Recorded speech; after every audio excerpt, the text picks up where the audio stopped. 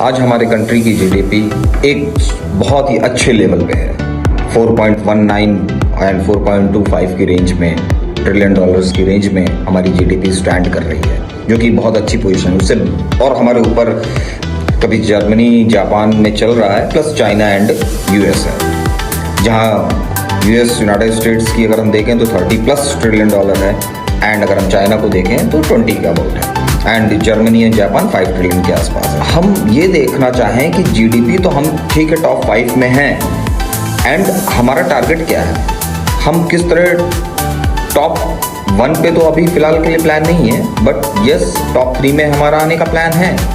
और क्या इस कंट्रीब्यूशन, इस जीडीपी ग्रोथ में अगर हम किस रेट पे हो रही है, दैट इज आपको जान के खुशी होगी कि India is at number 1, neither US nor China nor any other countries. India is at number 1 in terms of GDP growth की बात अगर मैं कर रहा हूं तो हम 6% की रेट से बढ़ रहे हैं, बट सेकंड नंबर पे चाइना है जो अबाउट 4.5% की ग्रोथ रेट से आगे बढ़ रही है।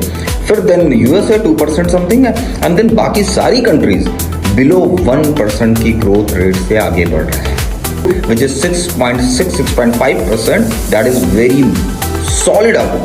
तो ये हमारे लिए बहुत अच्छी बात है।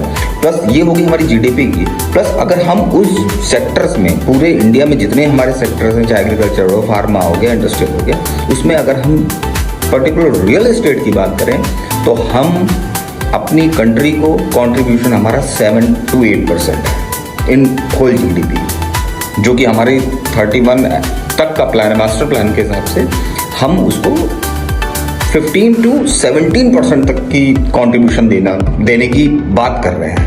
और जिस हिसाब से हम बढ़ रहे हैं तो इजी वे में अपने रियल एस्टेट सेक्टर को 7 to 15% लाने में हमें कोई प्रॉब्लम नहीं होनी है। और वैसे भी लैंड इज लिमिटेड।